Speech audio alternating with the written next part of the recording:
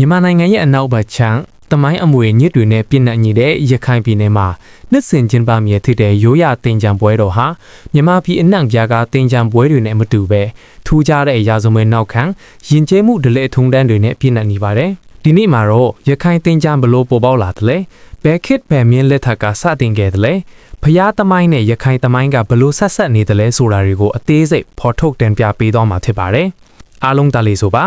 NNS Sharing Channel ကပြန်လည်ကြိုဆိုလိုက်ပါရဲ့ Channel ကို Subscribe မလုပ်ရသေးဘူးဆိုရင်ဘေးနားကခေါင်းလောင်းလေးကိုနှိပ်ပြီးကူညီပေးခဲ့ပါကျေးဇူးပါတင်ကြံဆိုတဲ့ဝေါ်ဟာရဟာပါဠိဘာသာသင်္ကန်တဒါမှမဟုတ်တက္ကတဘာသာတင်ကြွန်တကနေဆင်းသက်လာကဖြစ်ပြီးကူးပြောင်းခြင်းလို့အဓိပ္ပာယ်ရပါတယ်နက္ခတ်ဘေဒင်ရာနေမင်းဟာမင်းရာဒီကနေမိတ္တရာရာဒီကိုကူးပြောင်းတဲ့အချိန်ကိုတင်ကြံကြတယ်လို့ခေါ်ဆိုကြပါတယ်ဒီဒလိဟာမူလကဟိန္ဒူဘာသာကနေစတင်ခဲ့ပြီးနောက်ပိုင်းမှာဗုဒ္ဓဘာသာယဉ်ကျေးမှုနဲ့ပေါင်းဆက်ကမြန်မာနိုင်ငံအပါအဝင်အရှေ့တောင်အာရှနိုင်ငံတွေစီကိုပြန့်နှံ့ရောက်ရှိလာခဲ့တာပါရခိုင်ပြည်နယ်မှာတော့တင်ကြံဒလိဟာလွန်ခဲ့တဲ့နှစ်ပေါင်းထောင်ချီကတည်းကရှိခဲ့တယ်လို့သမိုင်းပညာရှင်တွေကဆိုပါတယ်အထူးသဖြင့်ရခိုင်တင်ကြံဟာဗုဒ္ဓဘာသာနဲ့ခိုင်မာစွာဆက်ဆက်နေပြီးဖျားသမိုင်းနဲ့ခိတဆက်ဆက်ရခိုင်ဘုရင်တွေရဲ့နန်းဒလိတွေနဲ့ပေါင်းဆက်ပြီးထူးခြားတဲ့ရိုးရာအသွင်ကိုစောင်းခဲ့ပါတယ်။ရခိုင်တင်ကြံရဲ့အစောဆုံးသမိုင်းကြောင်းကိုလေ့လာမယ်ဆိုရင်တညဝတီခေတ်ကိုပြန်သွားရမှာပါ။တညဝတီခေတ်ရဲ့ထင်ရှားတဲ့ဘုရင်တစ်ပါးဖြစ်တဲ့စန္ဒသူရိယာမင်း BC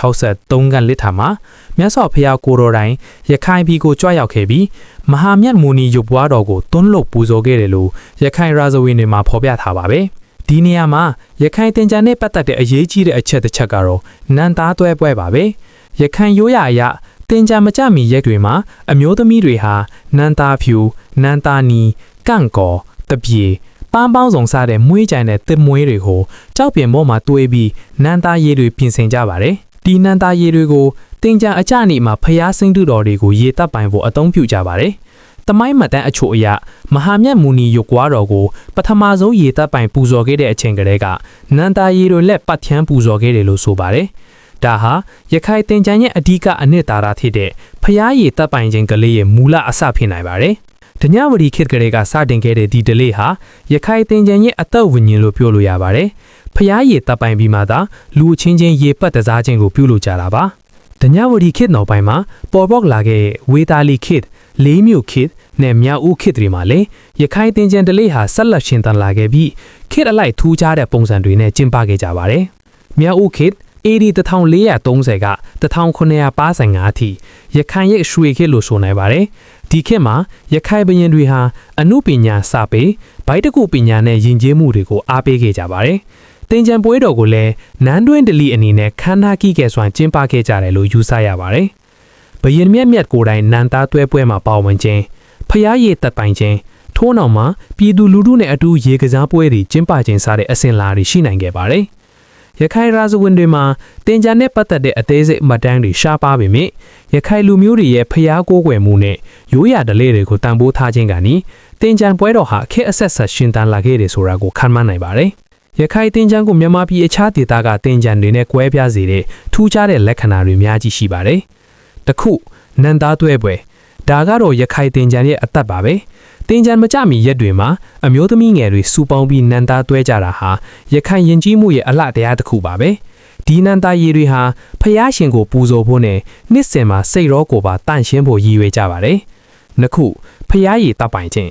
နန်းသားတွဲပြီးမှဖျားဆင်းတုတော်တွေကိုနန်းသားရည်နဲ့ရည်တပ်ပိုင်ကြပါတယ်ဒါဟာမင်္ဂလာယူခြင်းအညစ်အကြေးတွေကိုဆေးကြောခြင်းနဲ့ကောင်းမှုကုသိုလ်ပြုခြင်းဆိုတဲ့အဓိပ္ပာယ်ပါဝင်ပါတယ်သုံးခုလောင်းလွယ်နဲ့ရည်ပတ်ကစားခြင်း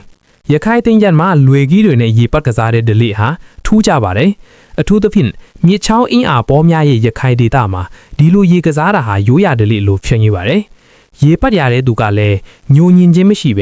ညစ်စင်ရဲ့မင်္ဂလာအထစ်ခံယူကြပါတယ်လေးခုရခိုင်တန်ကြက်တွေရခိုင်တင်ကြံတန်ကြက်တွေဟာလည်းထူးကြပါတယ်ခေတ်ကာလအခြေအနေလူမှုရေးနိုင်ငံရေးစီးပွားရေးစတဲ့အကြောင်းအရာတွေကိုတယော်တဲ့တန်ကြက်တွေဟာရခိုင်တင်ကြံရဲ့အရောင်တရားတစ်ခုပါပဲယနေ့ခေတ်မှာလည်းရခိုင်တင်ကြံပွဲတော်ကိုရခိုင်ပြည်နယ်အနှံ့အပြားမှာစီကားတိုက်မဲ့စွာကျင်းပနေစေပါနဲ့စစ်တွေကြောက်ဖြူတန်တွေစတဲ့မြို့ကြီးတွေမှာသာမကကျေးလက်ဒေသတွေမှာပါရိုးရာမပြတ်ကျင်းပနေကြတာကိုတွေ့ရပါတယ်ဒါပေမဲ့ခေတ်ရေးစည်းကြောင်းနဲ့အတူ တင်ကြံပွဲတော်ရဲ့မူလအနှစ်သာတွေပျောက်ကွယ်လာတာမှားယွင်းတဲ့အလေအသားတွေဝင်ရောက်လာတာကိုလည်းတွေ့မြင်နေရပါတယ်။ရှောင်ကျဉ်သင့်သောမှားယွင်းမှုများမှာပထမဖျားရည်တပ်ပယ်ခြင်းကိုမေ့လျော့ခြင်းမှာအချို့သောသူများသည့်ရေပတ်ကစားခြင်းကိုသာအဓိကထားပြီးတင်ကြံရဲ့အရေးကြီးဆုံးဖြစ်တဲ့ဖျားရည်တပ်ပယ်ခြင်းတလေကိုလိရှုရှုလာကြပါတယ်။ရခိုင်တင်ကြံရဲ့အနှစ်သာရဟာဖျားရှင်ကိုပူဇော်ခြင်းနဲ့နှစ်တင်မှာစိတ်ရောကိုယ်ပါတန့်စင်ခြင်းဖြစ်တယ်ဆိုတာကိုမမေ့သင့်ပါဘူး။ဒုတိယယဉ်ကျေးမှုနဲ့မကိုက်ညီသောဖျော်ဖြေမှုများဝင်ရောက်လာခြင်းမှာရိုးရာတင်ကြံတန်ချက်များရခိုင်ရိုးရာအကများအစားခေတ်ပေါ်တေးဂီတများနဲ့မသိလို့သောဖျော်ဖြေမှုများဝင်ရောက်လာနေပါသည်။တတိယရေဖြုံးတီးခြင်းနဲ့အလွန်အကျွံရေပတ်ခြင်းမှာပျော်ရွှင်မှုအတွက်ရေပတ်ကစားခြင်းသည်ကောင်းမွန်တော်လဲရေဟိုအလွန်အကျွံဖြုံးတီးခြင်းအန်ဒီအေဖြစ်စေနိုင်သောနီလာများဖြင့်ရေပတ်ခြင်းတို့သည်ရှောင်ရှားသင့်သောအလေအသားများဖြစ်ပါတယ်။ထိမ့်သိမ့်သင့်သောရိုးရာတလေများမှာတခုနန်းတာသွဲပွဲကိုဆက်လက်ကျင်းပခြင်းမှာရခိုင်အမျိုးသမီးငယ်များစူပေါင်း၍နန်းတာသွဲခြင်းတလေကိုအစင်းလာမပြည့်ဆက်လက်ထိမ့်သိမ့်သင့်ပါတယ်။ဒါဟာရခိုင်ယဉ်ကျေးမှုရဲ့အလားတရားတစ်ခုဖြစ်တယ်လို့လူငယ်တွေအတွက်လည်းရိုးရာအမွေအနှစ်ကိုလက်ဆင့်ကမ်းရာရောက်ပါတယ်။နှစ်ခုဖျားရည်တပ်ပယ်ခြင်းကိုဦးစားပေးခြင်းမှာတင်ကြံပွဲတော်ရဲ့အစားကိုဖျားရည်တပ်ပယ်ခြင်းထင်စတင်ပြီးနှစ်တင်မှာကောင်းမှုကုသိုလ်များပြုလုပ်ခြင်းကိုအလေးထားတင်ပါတယ်။သုံးခုရိုးရာတန်ချက်များနဲ့အကများကိုမြင့်တင်ခြင်းမှာ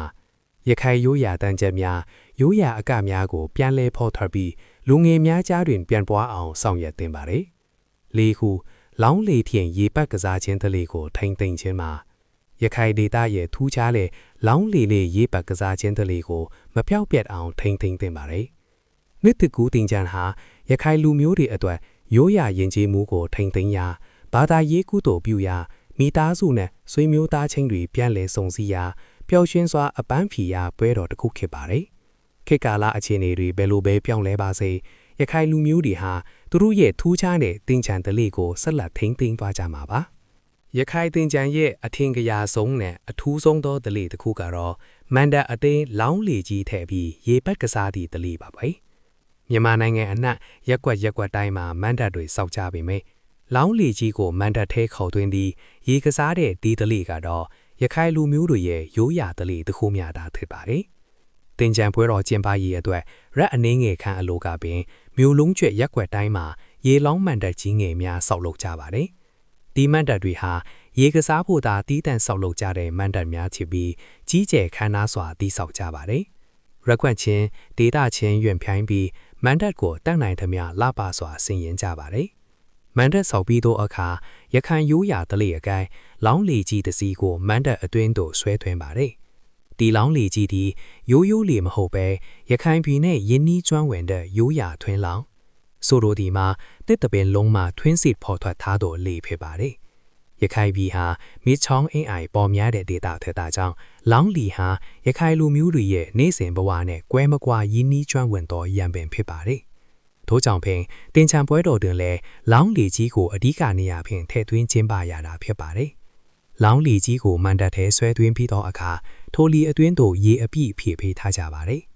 ဒီနေရာမှာရေသားမကပဲနန်းတာရေတွေပါဝင်တတ်ပါတယ်။ဖျားရည်သက်ပယ်ပြီးကြံရစ်တီမွေးကင်သောနန်းတာရေတွေကိုဒီလောင်းလီထဲသို့ဖြည့်ကရေကစားကြတာဖြစ်ပါတယ်။ဒါဟာရခိုင်တင်ကြံညာဖျားပူဇော်မှုနဲ့ရေကစားပွဲကြားရှိချိတ်ဆက်မှုကိုဖော်ညွှန်းပါတယ်။ထို့နောက်ရခိုင်ပြိုမယ်တွေဟာတူညီသောဝတ်စုံများဝတ်ဆင်ကမနတ်တွင်းသို့ဝင်ရောက်ကြပါတယ်။သူမတို့သည်မနတ်တွင်းမှရက်ကပြင်ပသို့ထွက်ချင်ရက်ချင်လာသည့်ကာလာသားများကိုစောင့်ကြိုပြီးရေပတ်ကစားကြပါတယ်။ဤနေရာတွင်ရခိုင်ရိုးရာ၏ထူးမြတ်သောအချက်တစ်ခုပါဝင်ပါတယ်။ကာလာသားတစ်ခုသည်မနတ်တွင်းမှမိမိနှစ်သက်ရာမိမပြိုထံရေတောက်ပြီးမျက်နှာချင်းဆိုင်ကနှစ်ဦးသားအပြန်အလှန်ရေပတ်ကစားကြပါတယ်။ဤဒလေသည်ခြေရည်ညှိနှိုင်းသည့်ရင်ကျေးသောနီလန်တစ်ခုလည်းဖြစ်ပြီးရခိုင်ရိုးရာလူမှုဘဝ၏ဒုက္ခမိန်ဆန်သည့်ရှေးဟောင်းဒလေတရပါပဲ။ရခိုင်သင်္ကာမနတ်ရဲ့အထူးဆုံးသောထူးခြားချက်တစ်ခုကတော့မနတ်ရှင်မဟုခေါ်လဲဒေါ်ကြီးတော်မတွေပါဝင်မှုဖြစ်ပါတယ်။ဒီအမျိုးသမီးကြီးတွေဟာမနတ်ကိုတာဝန်ယူအုပ်ထိန်းသူများဖြစ်သည်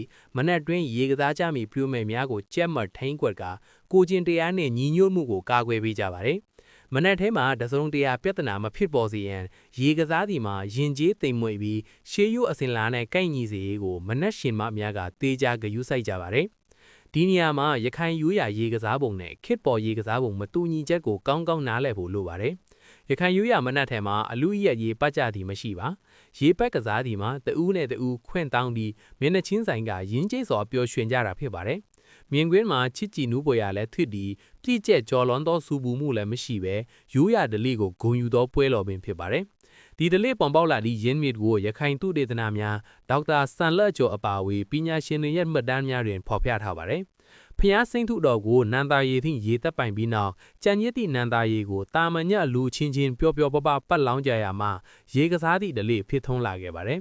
ထို့ကြောင့်မနက်သေးရေဖြည့်ထားသည့်လောင်းလီနဲ့ပတ်သက်သောဓလေ့ဟာဘရားပူဇော်မှုနဲ့တိုက်ရိုက်ဆက်နွေးနေပြီးဘာသာရေးနဲ့ပြိုဆွေးမှုနှံ့ရက်ပေါင်းဆက်ထားသောဓလေ့ဟုဆိုနိုင်ပါတယ်။မကြာသေးမီနှစ်များအတွင်းဤရိုးရာဓလေ့သည်ရခိုင်ပြည်နယ်အတွင်းတချို့မြို့နယ်တွေမှာတဖြည်းဖြည်းနဲ့တိမ်မြုပ်လာနေပြီလို့ရခိုင်ဒေသခံများဆိုကြပါတယ်။ရေပိုက်ရေတနတ်နဲ့ရေပိုက်ကစားတဲ့ခက်ပေါ်နီးတွေနဲ့ဒီဓလေ့ကိုတဖြည်းဖြည်းအစားထိုးလာကြပြီဆိုတော့စိုးရင်ပွေရာဖြစ်ပါတယ်။ဒီရိုးရာဓလေ့ကိုထိမ့်သိမ်းဖို့နဲ့ပြန်လည်ဖော်ထုတ်ဖို့ရည်ရွယ်ချက်နဲ့ရန်ကုန်ရောက်ရခိုင်လူမျိုးများကနှစ်စဉ်ရခိုင်ရိုးရာရီလောင်းမနက်ပွဲကိုကြောင်းရောက်ပင်ကျင်းပလာကြပါတယ်။ဒီပွဲတွေမှာရခိုင်ပြည်နယ်မြို့နယ်အသီးသီးကိုစားပြုတဲ့မနက်များလောင်းလေကြီးများပါဝင်ကပြည်သူတွေကိုရိုးရာဓလေ့အစ်စ်ကိုမြင်ကွင်းနဲ့ဖြတ်တန်းနိုင်ရေးဆောင်ရွက်ကြပါတယ်။ရခိုင်လူမျိုးတွေအတွက်မနက်အတွဲလောင်းလီနဲ့ရေကစားသည့်ဒီဓလေ့ဟာရှေ့ပေါင်နောက်ပေါင်ဆက်လက်ထိန်းသိမ်းသောဒေတာထူးခြားသောယဉ်ကျေးမှုယတနာတစ်ပါးဖြစ်ပါတယ်။ဒီနေ့တော့ရခိုင်သင်္ကန်းရဲ့တမိုင်းကြောင်းပေါ်ပေါက်လာပုံဖျားသမိုင်းနဲ့ဆက်နွေးမှုအခက်အဆက်ရခိုင်ဘရင်တွေလက်ထက်ကကျင်းပပုံထူးခြားတဲ့ဓလေ့ထုံးတမ်းတွေနဲ့လက်ရှိကျင်းပပုံတွေကိုတင်ပြပေးခဲ့ပါတယ်။ရခိုင်သင်္ကန်းဟာရိုးရာအမွေနှစ်တာမကရခိုင်လူမျိုးတွေရဲ့စိတ်သက်ယဉ်ကျေးမှုနဲ့ဘာသာရေးယုံကြည်မှုတွေကိုထင်ဟပ်ပြသနေတဲ့ပွဲတော်တစ်ခုဖြစ်ပါတယ်။ရခိုင်ယဉ်ကျေးမှုဟာနဲ့နယ်ကျွဲဝဲပြီးတိထိုက်တိခွင့်ဆိုသည့်အမွေနှစ်တွေနဲ့ပြည့်နှက်နေပါတယ်။ကျွန်တော်တို့ NNS Sharing Channel မှာဒီလိုထူးခြားတဲ့ဗဟုသုတတွေသမိုင်းတွေယဉ်ကျေးမှုတွေကိုဆက်လက်မျှဝေသွားမှာဖြစ်ပါတယ်။သင်ဟာဒီအကြောင်းအရာတွေကိုနှစ်သက်တယ်ဆိုရင်ဒီဗီဒီယိုကို like နှိပ်ပြီး channel ကို subscribe လုပ်ထားလိုက်ပါ။ bell icon လေးကိုလည်းမမေ့ပါနဲ့။ဒါမှကျွန်တော်တို့ရဲ့နောက်ထပ်ဗီဒီယိုတွေချက်ချင်းရောက်လာမှာဖြစ်ပါတယ်။အားလုံးကာဝရပါ see you next video